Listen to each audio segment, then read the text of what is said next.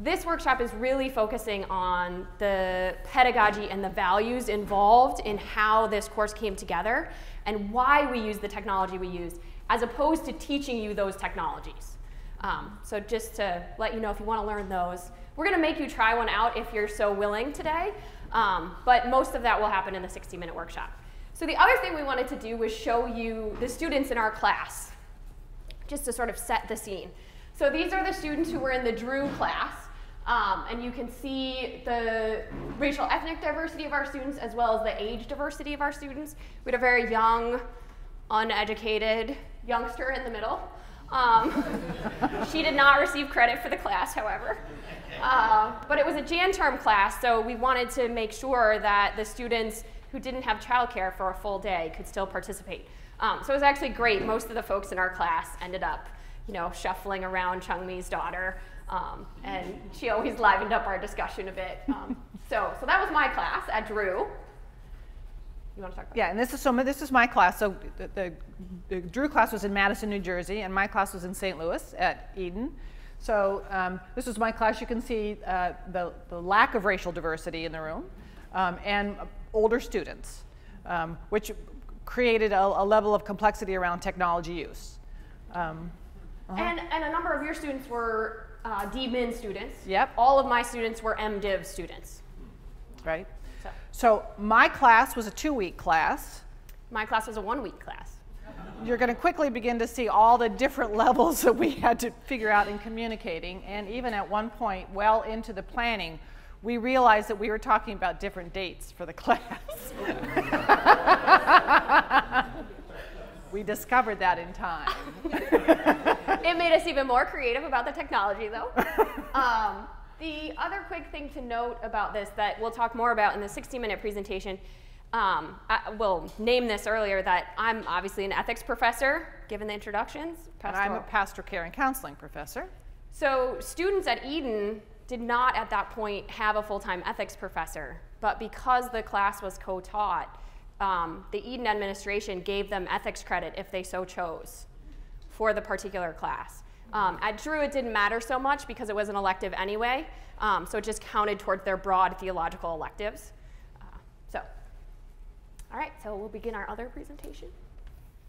So the specific class we're talking about was called WTF, Where's the Faith?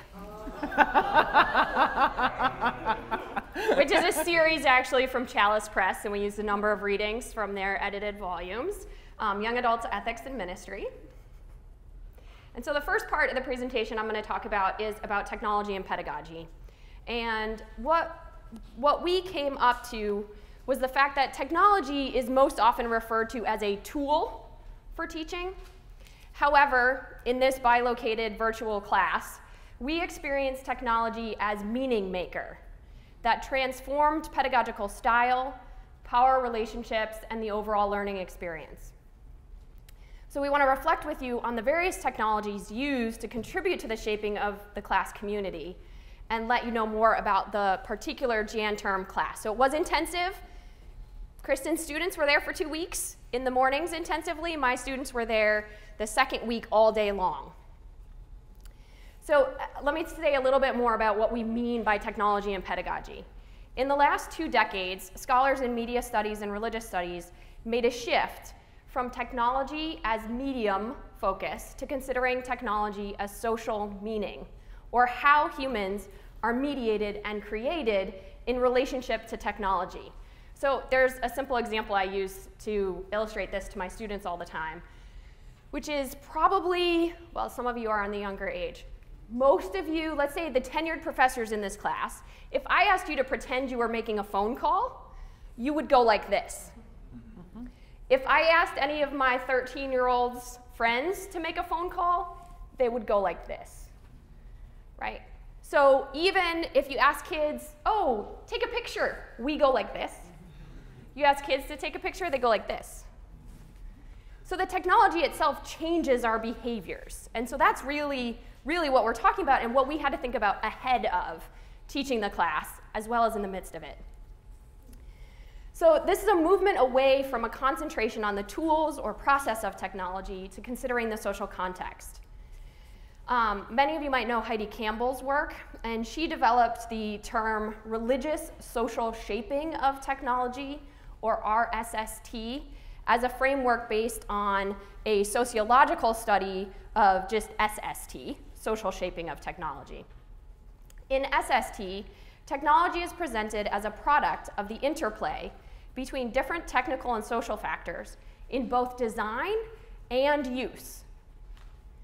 So we're not just talking about how does that camera change you, but we even thought about, Kristen's a Mac user, I'm a PC user, and I'm mostly an Android platform user because we have different sets of values around the institutions that create those, right? So I tend to only use Android because they're open source formats, versus Mac is a closed system, but it also offers different privacy and security. So those are even values we had to think about in terms of what we were going to use in the class and what resources our students had.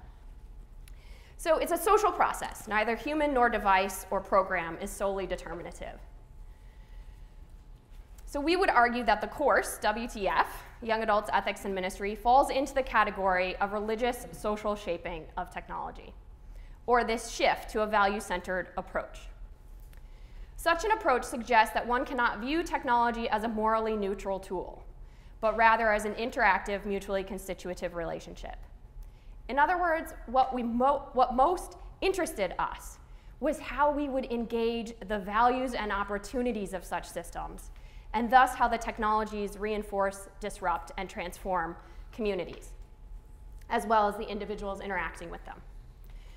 Pauline Hope Chung and Charles S., in their volume on digital media, social media, and culture, perspectives, practices, and futures, suggests that, quote, very clearly, digital media facilitate and mediate social relations, including people's notions of relationship, patterns of belonging, and community. And in doing so, digital media thus immediately intersect with and significantly impact central religious concerns with re-establishing right relationship or harmony in these various communities, end quote. In other words, we may be shifting our values around storytelling, product development, access, or information sharing. Specific to this course, our intentions were to promote an explicitly interactive and co-constitutive process between technology and human beings. So Dr. Leslie, professor of pastoral care, and I, as professor of social ethics, come from two distinct disciplines which created differences in the content and methodological starting points. However, both of us are trained in liberation theology traditions and share feminist pedagogical styles. It's important to note that we are also friends. Well, no, we still are, we still are. Still are. Maybe at 5 o'clock on some of those days we weren't, but now we are. We have taught together in person previous to this, and I was also a student of Dr. Leslie's at Yale Divinity School. So I, as a student, experienced her as a teacher. We co-taught together in person prior to this, and then we started this endeavor. So we're going to kind of make a claim that that matters in all of the negotiation this takes. So this, in fact, makes a huge difference for both of us in how well the class ended up coming together. It also raises a question of how technology shapes relationships with strong prior in-person connections versus those of our students who were meeting each other for the very first time. Given a shift in how we might approach technology, the proposal to develop a virtual bilocational seminary class was not simply an exercise in finding various technologies that would allow us to see each other. Instead, we had to start with the ethics of our teaching related to how we form community in a classroom, responsibility and roles of students and teachers, use and purpose of assessment, criteria for choosing content, and so on. We began developing the course with a specific set of values related to teaching and learning, and then sought out technologies that would further develop those values rather than inhibit them.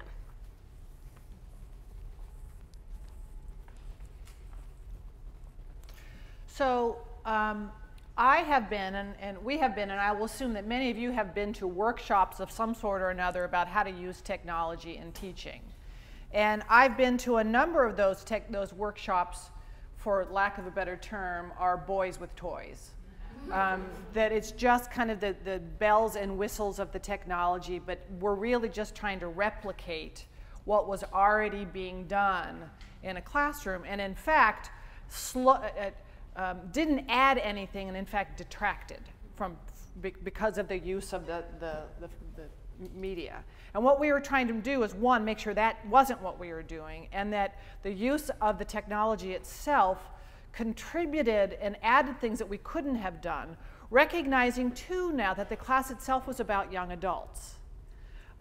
And recognizing folks who are in ministry with young adults have to begin to think about these things.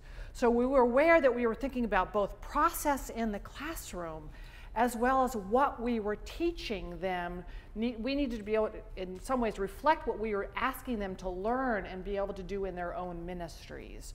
So we were aware of several different levels at one time. So we started with, Kate made the comment, that we started kind of our starting point was kind of feminist liberation pedagogies. And so one of the things that we kind of were mindful of is that what we mean by that. So I want to give you just a quick list of when I say that, what we meant by that. So we were talking about transparency and expectations. That's one of those kind of the values of a feminist liberative pedagogy. Transparency as much as we possibly could.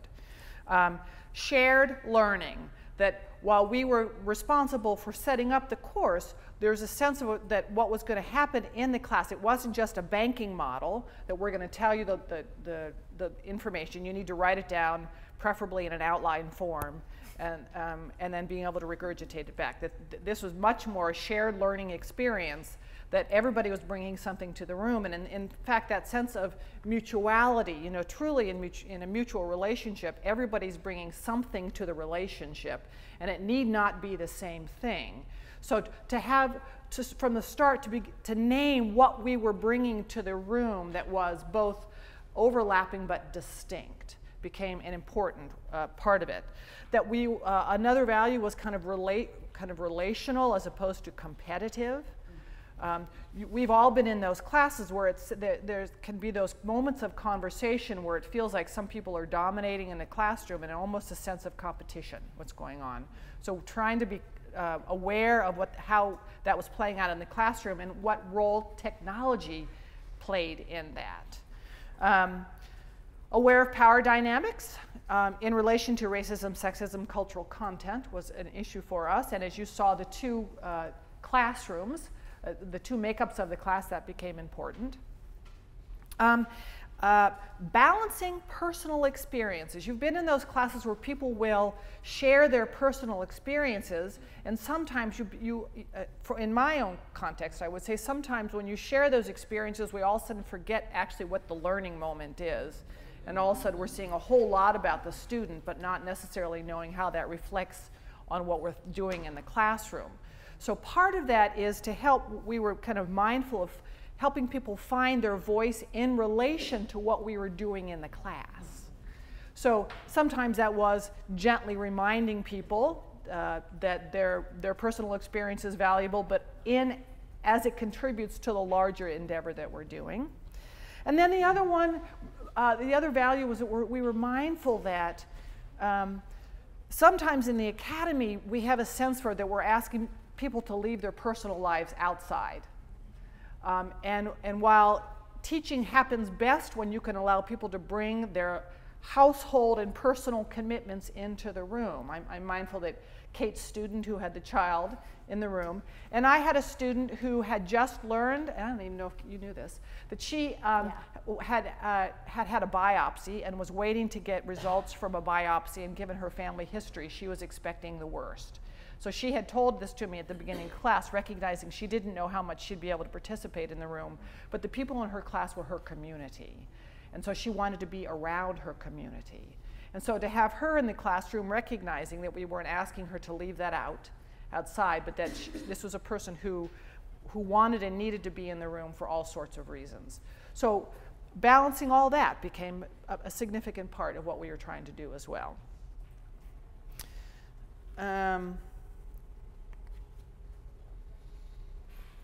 So I should also say one of the things that we balanced out is that Kate, who knows a lot of technology, and I who don't, but I, who am willing to learn a lot, in some ways became helpful in the classroom then, because there were some students in the class who had a great facility with technology, and some of us who did not, both the students and the faculty. So it was a very helpful thing that it was not just a way of playing catch up, but it was a way of beginning to think about meaning making in those very places were important. So we began to think very specifically about 3 feminist pedagogical values, which were, and we're going to talk about some of those and give you some examples. So kind of the democratic classroom itself, or a radically inclusive space, what does that mean? Secondly, learning through praxis, engagement with experiences and reflective processes. How do we begin to kind of learn in the moment and build that in? And then thirdly, commitment to transformation. Not just the kind of both the content and the process itself. Again, not just a banking model, but the expectation that once you know this, what does it compel you to do, and that how does it change you and your teaching and your ministries and the possibilities. So we were doing that then in light of also challenging, not just accepting cultural standards and structures. So we also were keeping that in mind as well. Anything? No, so when we go, so we're going to go to democratic classroom first. Do you want to click to that one? And we decided yesterday on the fly, which is actually how a lot of our class happened, that we thought it would be good to give you all an experience that our students had if you would like to join. So if you have phones or iPads or computers and you'd like to join, this is also selfless promotion. But I didn't have any other website to set it up because you would have had access to our wiki space. So if you go to kateott.org and then academics is one drop down and teaching within that, you should see a little bubble, a little chat bubble pop up.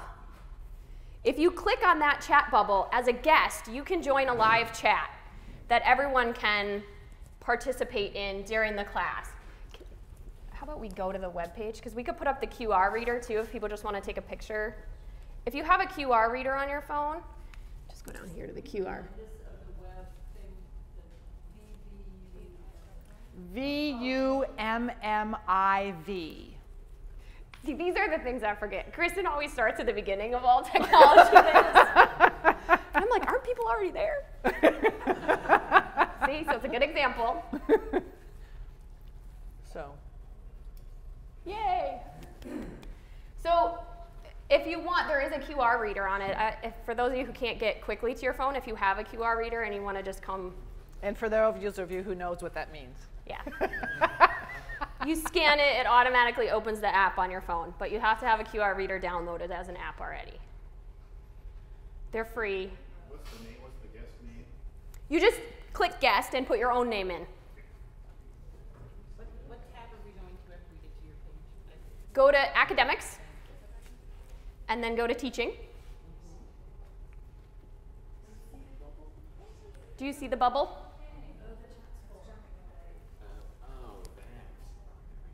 Can we only do, is there a limited number of people who can chat? It's supposed to be open. Did it gave you a thing that said it's full? Okay, well this is what happens sometimes as you're trying new So things. 10 of you got in. Congratulations. It gave me a new window that tried to say, hey, start a new one. That's what it says, yeah. Please upgrade your Rumble. Oh, yeah, sorry, I'm not going to pay for the app just so we can do this.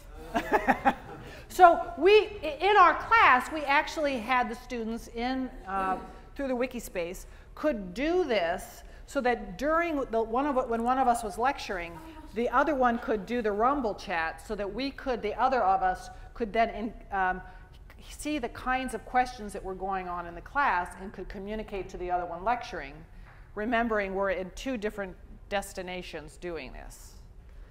So if those of you who are in want to chat comments to each other while we're going, you are welcome to do that.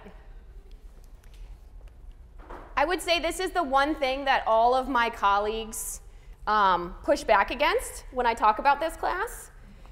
that would be so distracting. How do you let your students talk in the background? And I think, they're all talking in the background anyway. I'm just admitting that they're doing it, and now I can see it. So do you have a question specifically about that? Okay. So if you want, you can join in, you can see that. Sorry, we don't have our IT person, so we don't have the upgrade today.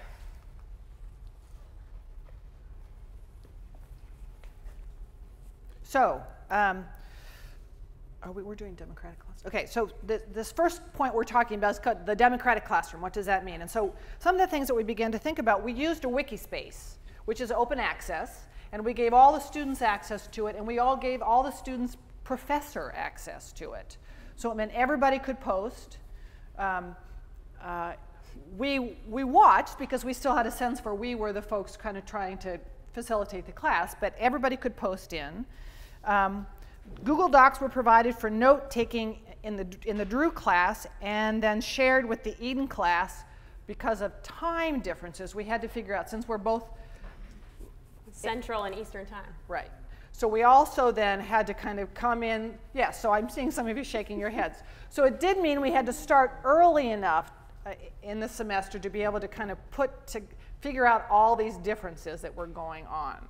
So there are times that I Skyped in to Kate's class and she Skyped into my classes, independent from when all our classes came together.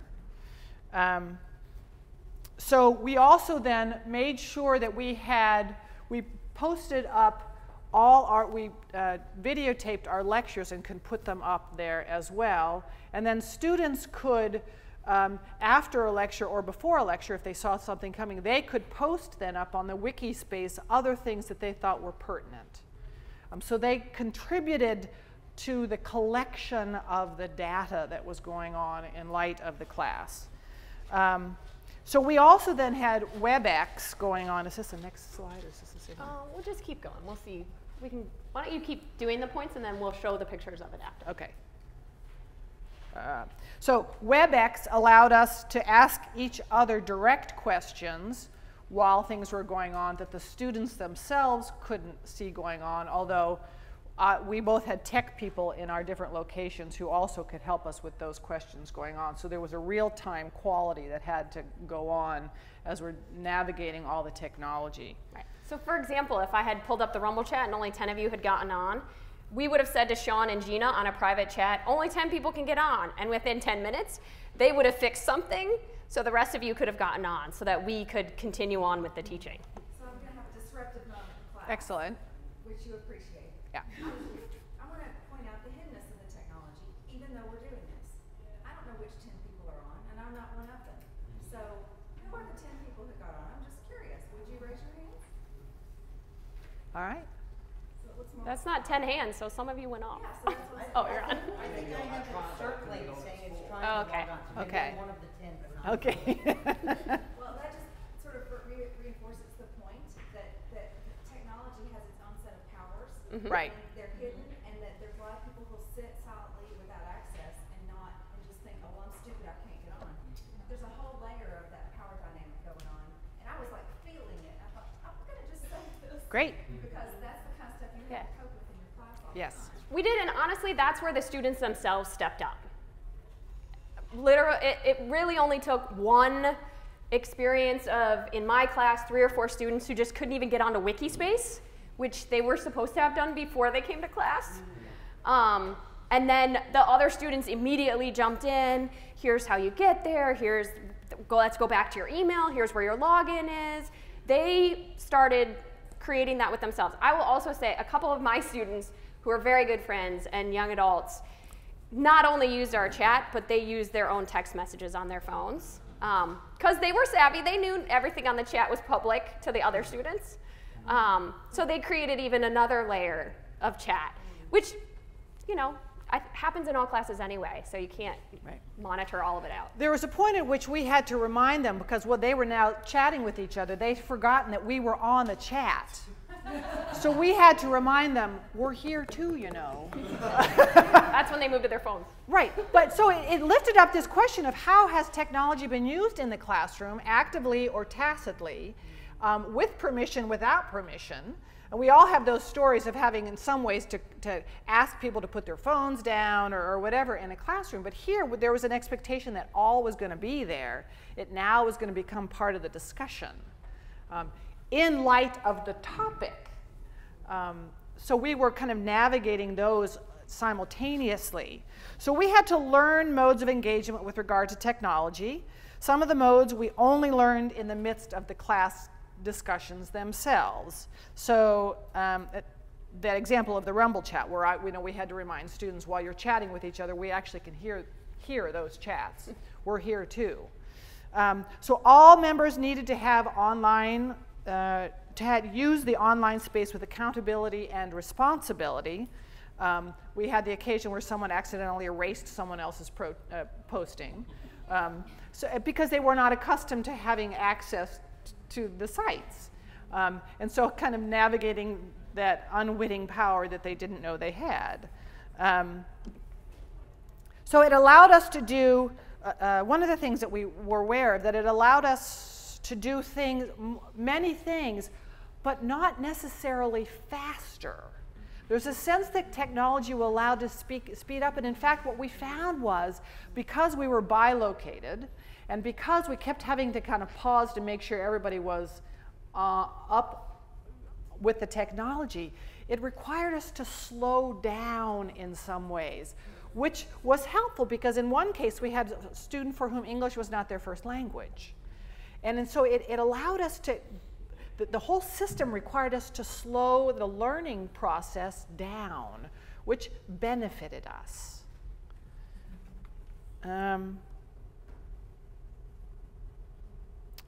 I think. Okay. Yep. So I'm just going to go through a couple of the pictures. So this was one page on the wiki space. Before class, people posted pictures of themselves and information about them so we could get to know each other across our two institutions. This is Sean Spaventa. He's our IT guy at Drew. We also had we'll talk about this in the 60-minute workshop. We have very different tech resources at our institutions. I had a tech guy. And then I had a whole IT pedagogy group who also resourced Sean. So we were able to troubleshoot a lot in the midst of the class that Eden didn't have the benefit of. And I actually just had a really tech-savvy student who we took the class, and we paid her to be the tech-savvy person in the room, because you all know when you're trying to teach, you can't do all that stuff that will keep everybody up, because otherwise you're just going to spend the whole time doing technology. So we had Gina, who was floating around in the background. You'll see kind of some of the products of what she did, but we could not have done it if we had not had that support. So, and we especially wanted to show Sean because he even helped us with this presentation. So his work lives on. This is an example of the Eden classroom. So there's me on the WebEx talking.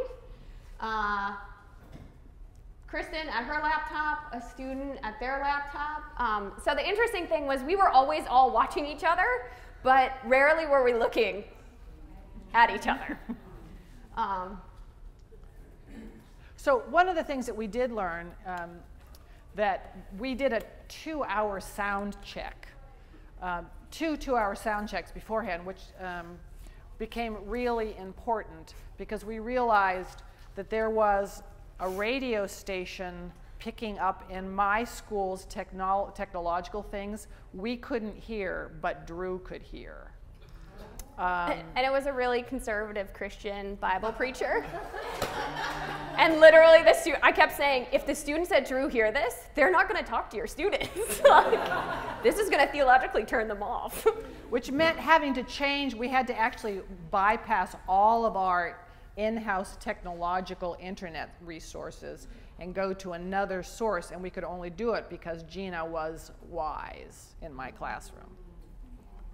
So, okay, so our next major sort of pedagogical value was learning through praxis. You can already hear that we're learning all of this through praxis in the midst of doing the class. So if that wasn't one of your values, this kind of class would completely frustrate you.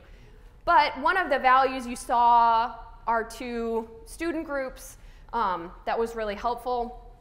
But what we also did with our assignments was that we required self-reflection and critical engagement with the ethical and pastoral care theory. One example is the students had to do an interview of a current young adult minister. It could not be themselves. Or it couldn't be each other. Yeah, or each other. Right. So they had a conversation with this current young adult minister, and they engaged them in a process of reflection. Then they took all of that information and posted it on the wiki space. And one of the questions within that assignment was, what were 5 things you wish you had known before you went into young adult ministry? So then every student in the class got to see those 5 things from ministers who were in all different kind of diverse ministries. Some of them were chaplains, some of them were on college campuses, some of them were in congregations, some of them were high school teachers who started their own ministry group at a school. And then we were able to read those as well and say, okay, if these people who are in ministry now need that, what is it we should be teaching in the class so our students get that? You've already heard we're attempting to create some correlation between approach and subject matter. So we figured if these folks were going to work with young adults, they needed social and digital media experience. And this was experienced by immersion. One of the examples was on the wiki space to have them share their pictures, to say something about themselves. That's how most young adults meet. And you know, we wanted them to actually, I had a couple of students in my class who were older who said, you know, they just throw that friend term around. This was like when Facebook was cool still. And I said, well, no, that's an actual friend. They've never met them, they don't know anything about them. But if you look through someone's Facebook page, you know a whole lot about them. And the young adults you're ministering to do actually consider that a friend. Maybe not, they have different friend groups, distinctions. But to approach it as that's not a friend because it's someone you met on technology is already not understanding the culture that young adults are immersed in the United States. So we wanted to create those experiences for the students. The chat forum was another experience similar to that. The praxis learning was also for us. We did daily check-ins and evaluations of our relationship with technology. So it required a significant amount of time for us just to say, did that work for you? Is that working now?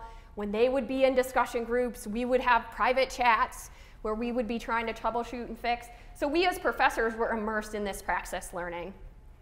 And then the last piece is that silence in technological communication is usually seen as a negative. So this is the class took longer. In the moment, so I'm going to go through a couple of pictures first to get you there. These are the different chats. That's the WebEx window. That's the Rumble chat. And that's our private chat between our tech folks and us as professors. So that's what our computer screen would look like. So you just think of yourself trying to teach content. And then think about also trying to hear and see all of this input that's going on. So this is a good example of Kristen's class. Each of our students had to come up to a microphone because on the first day we figured out that they couldn't hear each other well during discussion. So that's what slowed it down. You had to think about what were you going to say. Are you going to get up? Are you going to go to the mic? Are you going to share what you had to say? So this person's sharing in the small group, and then the students are on the chat at the same time, and I'm being asked a question as the lecturer for that period of the class. This is an example of the wiki page. We would post the morning documents. We'd save them with people's notes. We would save a WebEx video that all the students could get into and watch later on if they wanted. But this page was totally open to all the students. And one morning, we were specifically talking about demographics of young adults, and NPR had just featured a new study. By the time we got into class, someone had already posted it on the wiki page to share with the whole class. This is a Google Doc.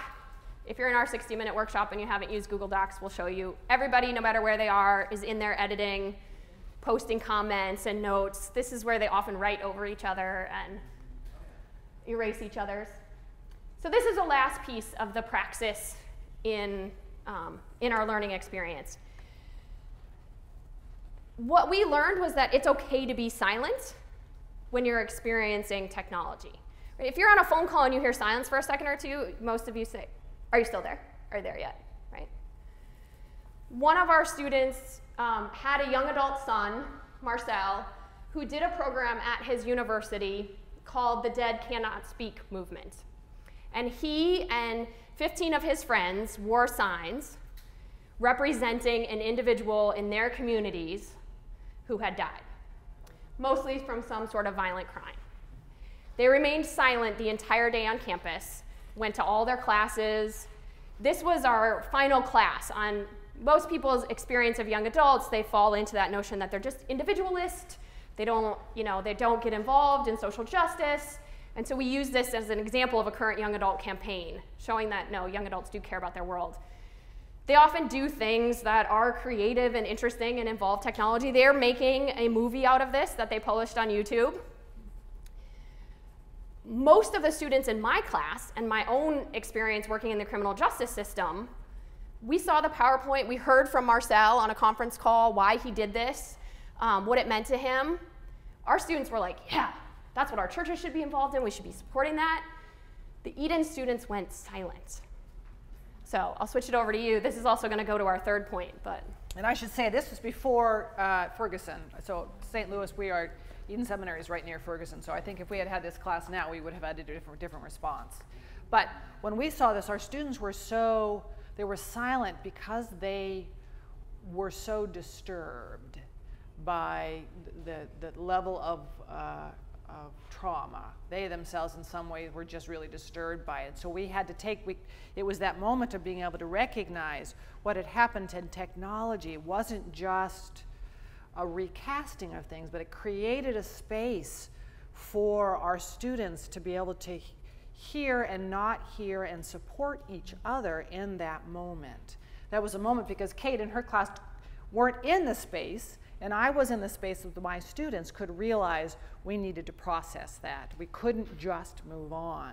So we took the time. It's also, I'm an ethics professor, and she's a pastoral care professor. And I was sort of like, all right, we got that done, let's move. What are we going to do next? And Kristen on our private chat was like, my class needs time to process.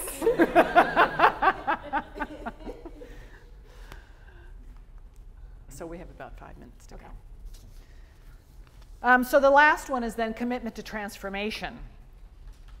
So we were comprised of 2 different kinds of groups, 2 student groups, 2 instructors, as well as a few guest lecturers. We brought in a Navy chaplain. We Skyped in a Navy chaplain, which afforded us a great diversity of experiences related to racial, ethnic diversity, social or sexual orientation, geography, religious traditions. Young adults were the subject matter as well as some of the members of the course. So it also meant, as we thought about young adult developmental issues and social cultural issues, we were also mindful that everybody in the room had had an experience of being a young adult, but some of the young adult experiences were well passed into other cultural contexts. So we did a little bit of an exercise, a timeline about thinking about where you were, what was going on culturally in your context when you were a young adult, and what does that mean for your own sense of value and meaning making. So kind of having to navigate that as well became very important, and then how that intersected with the use of technology became important. Members of the class learned new technological skills to utilize their own education, as well as opening up possibilities to new forms of church or ministry. So we knew some folks took the class just because they were thinking, what technology could they use in their churches? And we didn't do that very much. We did that some, but we mostly were talking about the value related to the use of technology as you think about putting that together. And so for some, we had to help them kind of shift their notion of what we were going to be doing in class. This was not going to be, you're going to go away with a toolbox of all the things that you can go back and now and use in your ministries. So how many of you are familiar with Second Life? Okay, so Second Life is, you can help me explain this, Second Life is a virtual reality community where people have avatars and they engage social, culturally, economically at a whole different level. So we did some presentations with Second Life, but helping them to understand that in Second Life, it's not a utopic community because there's actually sexual violence in Second Life. And so having them to kind of to think about, is technology just about a utopic vision? And if it's not, then what is it? So we had some presentations on Second Life and got into some discussion around that, which was pretty interesting. We did have one student who was exploring using Second Life as a ministry space, starting a church in Second Life. Mm-hmm. We had one student who has a Twitter ministry, you know, and does sort of blessing every morning, but then also hears joys and concerns from her young adult ministry and responds to them that way. So people did give us ministry examples, but our point was to think about the values behind them in the discussion in class. So admittedly, there was a level of access required to be part of the group or part of the class. So everyone had to have a laptop or a tablet. It really wouldn't have worked if people were just kind of looking over each other's shoulders, because it wasn't just a view into the class. We were asking for active participation, so they needed to have some access to that. On the other hand, there wasn't the same kind of, between Drew and Eden, the same kind of technology available. So we were, you know, because we didn't have the WebEx account and we didn't have some of these, just the Sean Spaventa and some of the wise people to do it, there was a partnering that was required for us to even to have this class. So there was a collaboration of sharing resources, which I think becomes significant. But also questions about how open or access can there be and should there be. So this is a view of WebEx without all the other stuff going on. So this is our acting president at the time, Drew, who was just thrilled by this endeavor. She actually does global education for women in the United Methodist Church and was like, I'm going to connect every university in the world using this. Lofty goal. But you can see we had cameras that were on our classes the entire time, so the students could literally see each other the whole time. These are just fun.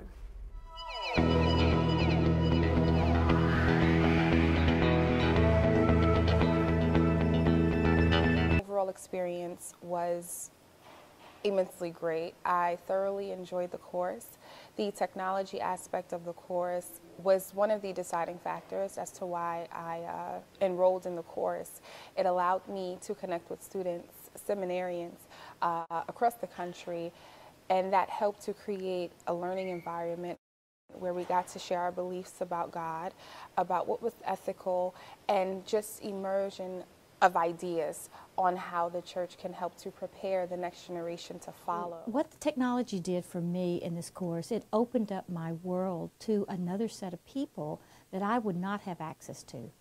And that was very rewarding to get another seminary class's thoughts. I actually took the youth ethics course because of the technology. When we had a meeting prior to the whole class that will be starting in January, Dr. Ott kind of told us about what would be happening between Eden and Drew and how the technology would work and how we would use it in order to have the class. And I thought it was very I thought it would be troublesome at first, but then I kind of wanted to be involved in that experience because we were kind of the guinea pig. So I thought that was kind of cool. And when I actually got to the class, I don't think that I would have taken it if the technology wasn't involved. I feel like it was an excellent, excellent complement to the class. But ultimately, I think the technology really helped us communicate and grow our community in a different way that we wouldn't be able to do if it was just in one classroom. Class chat that happened during lectures allowed the students to ask questions during the lecture, which the lecture could fold into her lecture. That was actually pretty wonderful. I enjoyed that part of it. Yeah, I really liked the class chat. That was an aspect that I really enjoyed because while the teachers were teaching, we were able to conversate with our classmates that were in St. Louis, and that made a real big difference in how questions were answered and, you know, some thoughts that came across. So I really enjoyed that aspect. That helped us to chat with fellow seminarians at Eden. That also gave us the chance to share what our experiences have been in the church, in the class, and just life. So we were able to get seasoned advice from our professional lecturers advisors and professors, of course, but it was important for us to connect with the students on a level where we all understood. Particularly, so we got a group time with Skype, and then that is, I think, very great, because we can see more specific approach to many current issues, and then our contact issue, especially in terms of our church setting and then our ministry setting, we can reach out. So I think it's great. I truly enjoyed that when we went off by ourselves and we were in individual groups and we were talking with the Skype, and I appreciated that. It opened up a whole new door. Okay, so just the last final point that we wanted to make. After all this happened and we were thinking about the class more generally, how come we're not moving?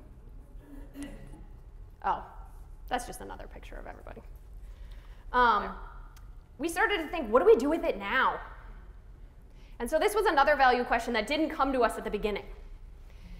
So once the class ended, we, as an entire, all the students, everybody, we agreed to keep the materials live on the Wikispace page with everybody having access to it so that participants could continue to access it.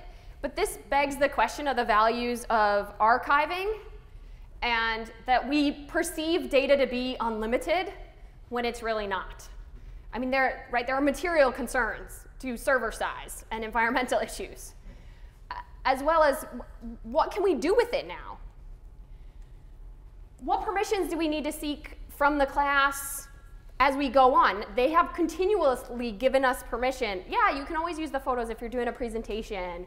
You can, but could we, for example, use the Wikispace as a text for the next class? Would we just add that class to it if we taught it again? So we also want you just to be the things that came up for us as value issues later on, to keep thinking about how that works for us. So our hope is that through this recent class, the following values were known and experienced. That this was, in fact, a radically inclusive space, that it was learning through praxis, and that there was a commitment to transformation. And as soon as we get the video of the students going for you, you will see that they attest to that.